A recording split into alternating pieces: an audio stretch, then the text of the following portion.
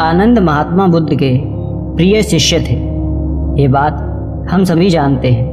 वो हमेशा से ही बुद्ध के साथ रहा करते थे, उनकी परछाई बनकर। और बुद्ध के अंतिम समय में भी वो बुद्ध के साथ ही रहा करते थे।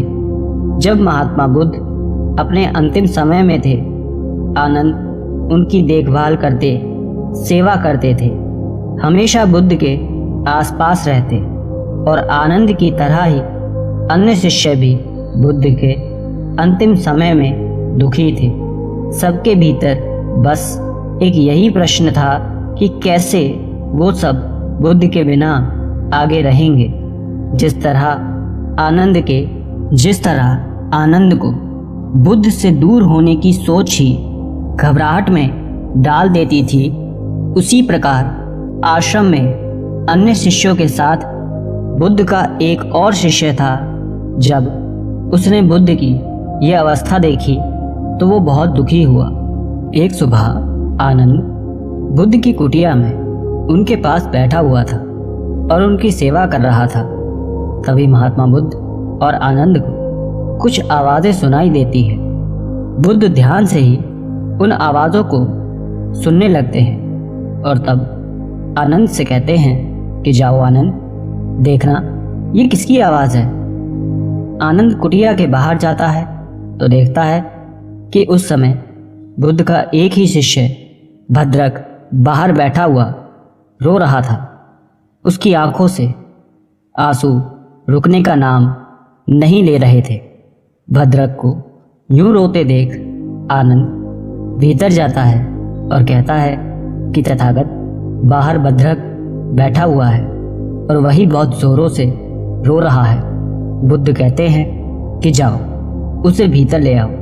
आनंद बाहर जाता है और कहता है कि भद्रक, भीतर चलो, तथागत ने तुम्हें बुलाया है।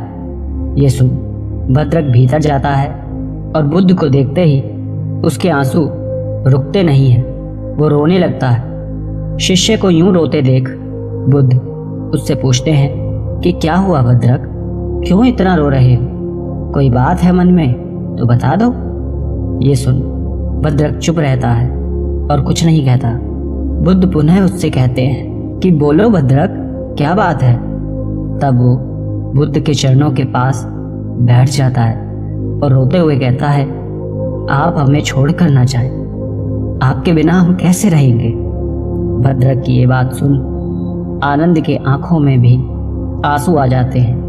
अपने शिष्यों को ऐसे देख बुद्ध भद्रक के सिर पर हाथ रखते हैं और कहते हैं कि केवल इसी बात से दुखी हो? तुम इतना परेशान सिर्फ इसलिए हो? ये सुन भद्रक कहता है कि ये कोई छोटी बात नहीं है तथागत, मैं आपसे दूर होने के विचार से ही विचलित हो रहा हूँ। यदि विचार इतना पीड़ा दे रहा है, आपके जाने के बाद क्या होगा हम नहीं जानते। आप हमें छोड़कर न जाएं। आपने हम सबको जीवन की सही राह दिखाई है, सभी का मार्गदर्शन किया है। यदि आप ही नहीं रहेंगे तो हमें आगे यह सब कौन बताएगा? आपके बिना तो हम कुछ भी नहीं हैं, बिल्कुल अधूरे हैं। आप हैं तो हम हैं। आपके बिना ये पूरा जीवन अंधकार से भरा हुआ है। आप ही इसमें प्रकाश डाल सकते हैं, तो आप ही बताएं कैसे हम आपसे दूर हो जाएं। भद्रक की ये बात सुन आनंद कहता है कि भद्रक सत्य कह रहा है तथागत, आप बिन कुछ नहीं है, हम भी नहीं हैं।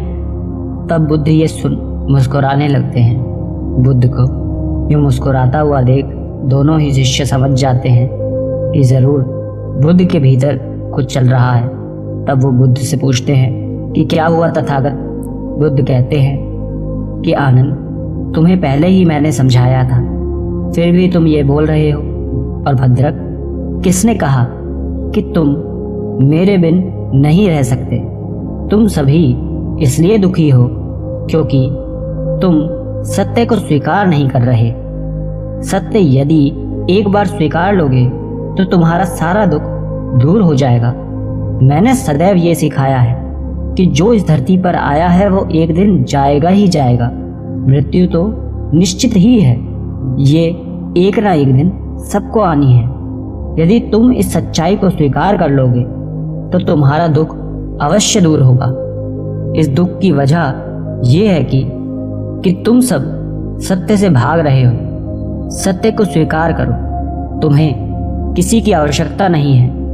मैंने कहा है कि अब दीपो भव, अर्थात अपने दीपक स्वयं बनो। यदि तुमने ये कर लिया तो जीवन में कभी किसी की ज़रूरत नहीं पड़ेगी। आपके भीतर ज्ञान है, फिर आप क्यों उसे बाहर खोज रहे हैं? स्वयं के भीतर एक बार झांको, सब तुम्हें वहीं दिखेगा। जिस तरह मैंने अकेले ये मार्ग तय किया और तुमसे मिला, उसी तरह जब तुम इस मार्ग पर आगे बढ़ोगे तो तुम अन्य लोगों से मिलोगे। स्वयं को कहीं मत भटकाओ, किसी पर निर्भर मत रहो। बस कुछ करना है तो सत्य को स्वीकार कर लो, सत्य की राह पर कदम बढ़ाओ। कोई दुख तुम्हें दुखी नहीं कर पाएगा। जीवन में निराश होने की तो कोई वजह मिल जाएगी, किंतु आपको खुशी की वजह को तलाशना है, तभी आप खुश रह पाएंगे। बस एक चीज करो, वो भी मन से, वचन से, कर्म से एकनिष्ठ होकर साधना करो। आप भीतर से ज्ञान से भर जाओगे। तुम्हें किसने कहा कि मैं तुम्हें छोड़कर जा रहा हूँ? मेरा शरीर तुमसे दूर हो रहा है, लेकिन विचारों से मैं सदैव तुम्हारे साथ रहूँगा। महात्मा बुद्ध की ये बातें सुन भद्रक बहुत अधिक प्रभावित हो जाता है। उसे बुद्ध की बातें समझ आ जाती हैं। तब वो बुद्ध के गले लग जाता है। अपने शिष्य के भीतर स्वयं के लिए इतनी करुणा देख वो भी बहुत खुश हो जाते हैं। दोस्तों, आप इस संवाद से क्या समझे कमेंट करके ज़रूर बताना और सभी तक इसे शेयर ज़रूर करें। धन्यवाद।